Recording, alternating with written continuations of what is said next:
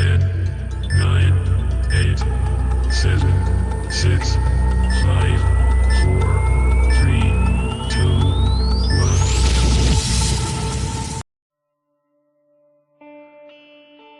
La invasión de Rusia a Ucrania ha llevado a una crisis política y económica no solo a este último país, pues también en Rusia ha comenzado a tener serias consecuencias, tanto en el aspecto sociopolítico, de la mano de manifestaciones de miles de ciudadanos rusos en contra de la guerra, como en el financiero, a causa de las severas sanciones que la Unión Europea y los Estados Unidos han impuesto sobre Rusia.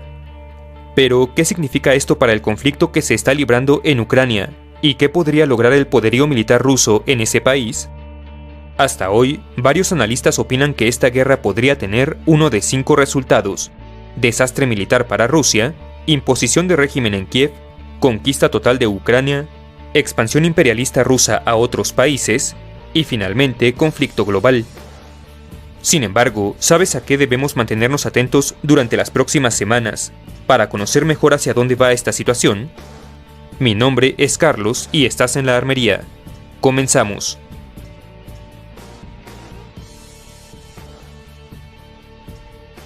Comencemos con el escenario que asume el menor grado de éxito militar para Rusia. Como mencionamos, ya se están llevando a cabo protestas ciudadanas en aquel país. Varias celebridades rusas han tomado públicamente una posición en contra del conflicto. La bolsa de valores de aquel país continúa a la baja, el rublo se ha desplomado, y todo parecería indicar que las sanciones económicas tendrán consecuencias cada vez más fuertes en los negocios y empresas de dicha nación. Aunado a ello, la resistencia militar ucraniana parece estar siendo considerablemente más efectiva de lo que el resto del mundo pronosticaba todavía la semana pasada. Todo esto que acabamos de mencionar hace progresivamente que el esfuerzo militar ruso sea cada vez más complicado, y en una situación extrema, podría llevar al gobierno de Vladimir Putin a reconsiderar su posición y terminar su intervención militar sin lograr grandes resultados. Algo así como lo que le pasó a Estados Unidos en Vietnam en la década de 1970 y más recientemente en Afganistán, o a la misma Unión Soviética también en Afganistán en la década de 1980.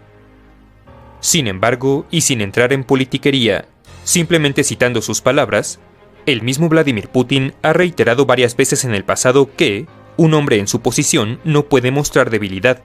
sobre todo cuando se gobierna un país con tanta complejidad cultural y política, a nivel nacional e internacional como lo es Rusia. Algo que, aunado a la potencia y capacidad estratégica, tecnológica y de fuerza bruta pura de las Fuerzas Armadas rusas, hacen que este escenario no sea el más probable de todos, aunque siempre posible.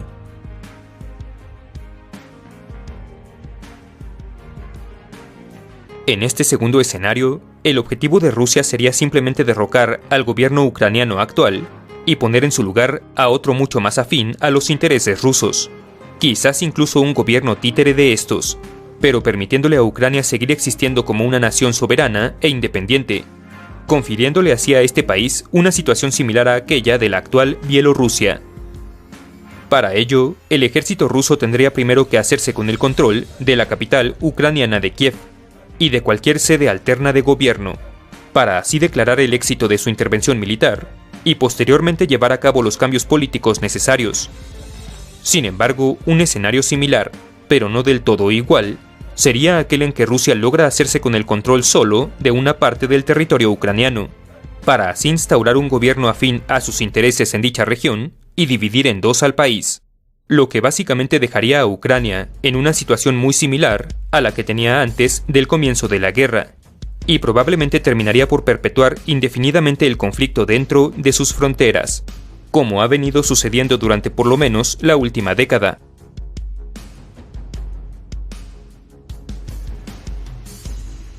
Un probable resultado del conflicto, de acuerdo con analistas de todo el mundo, principalmente debido a la enorme disparidad en número, poder y tecnología de ambas fuerzas armadas, pero también a la renuencia de los poderes occidentales de involucrarse directamente de forma militar en el conflicto. El resultado neto de esta conquista sería una anexión del territorio ucraniano a Rusia, como sucedió con Crimea en 2014, y el cese de la existencia de Ucrania como país independiente con gobierno, fuerza militar y economía únicas y propias.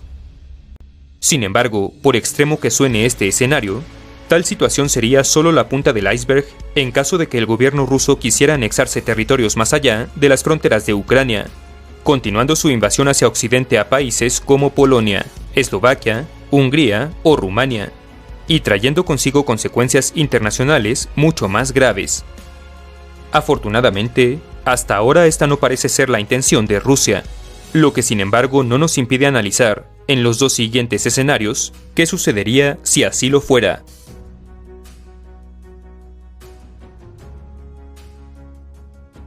Como ya mencionamos, más allá de Ucrania existen otros países, la gran mayoría de ellos exrepúblicas soviéticas, que bien podrían verse víctimas de una invasión, en caso de continuar las acciones militares rusas más allá de Kiev. En otras palabras, una vez concretada la conquista de Ucrania, en caso de que tal evento suceda siquiera para empezar, las fuerzas de Putin podrían continuar hacia Polonia, Eslovaquia, Hungría o Rumania, desarrollando ahora en aquellos territorios un conflicto con más potencialmente distintos resultados en cada país, pero al final con el objetivo también de anexarlos a Rusia, o por lo menos de controlarlos política y militarmente. Sin embargo, la razón por la cual este escenario se denomina extralimitación imperial es la posibilidad de que tan rápido y agresivo avance contra un mayor número de países que sí serían apoyados militarmente por las naciones occidentales, incrementa de manera exponencial la dificultad de dicho esfuerzo militar, potencialmente destruyendo o inutilizando en el proceso a la mayoría de sus recursos bélicos, y llevándolo en última instancia al escenario 1, el desastre militar. Más aún, asumiendo que Rusia se hiciera con el dominio de dichos territorios, es posible que tal extralimitación se extendiera ahora también a su capacidad de gobierno y cumplimiento del orden, haciendo de estos países conquistados territorios ingobernables que más temprano que tarde iniciarían la lucha por su independencia. Lo peor del caso es que un conflicto de tal magnitud muy probablemente no terminaría ahí, sino que propiciaría nuestro quinto y último escenario hipotético. Aunque repito, tanto la extralimitación imperial como aquello que le sigue son ya situaciones extremadamente improbables dentro del clima militar y político de la actualidad.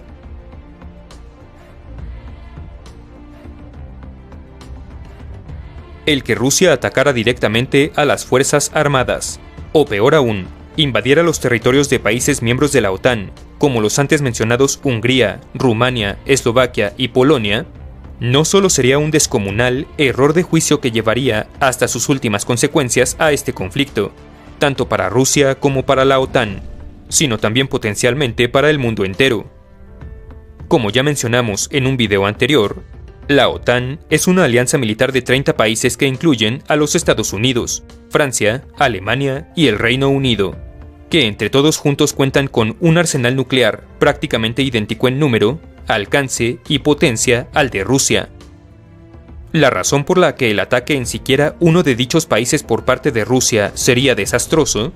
es que tal acción automáticamente activaría el artículo 5 del Tratado del Atlántico Norte, que declara que un ataque sobre cualquier país miembro de la OTAN es considerado un ataque sobre todos ellos, lo cual invariablemente resultaría en un conflicto de escala global, en el que Rusia y los Estados Unidos serían los principales actores bélicos, algo a lo que ninguno de nosotros, ni ningún ser humano con dos dedos de frente querría llegar, y por lo cual precisamente conforma el escenario más peligroso, pero improbable de todos.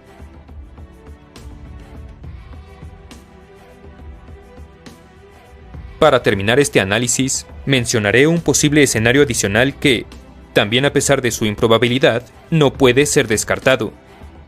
¿Qué pasaría si, por ejemplo, la intervención rusa fracasara y la guerra terminara en un desastre económico y una extremadamente vergonzosa situación para el gobierno ruso en todos los sentidos? Más aún, ¿qué pasaría si tal fallo causa en Rusia una devastadora reacción militar de ofensiva que nadie ha anticipado?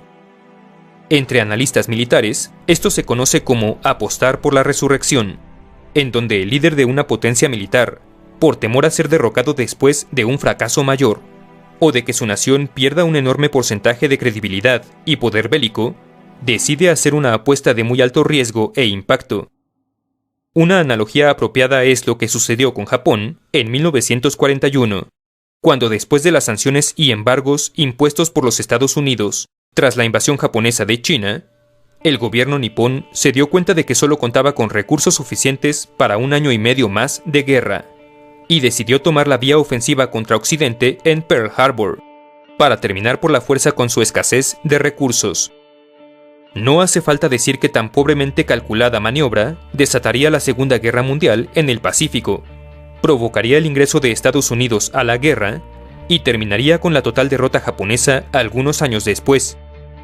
Nuevamente, algo extremadamente improbable en nuestros días, pero desafortunadamente nunca descartable entre gobiernos de seres humanos.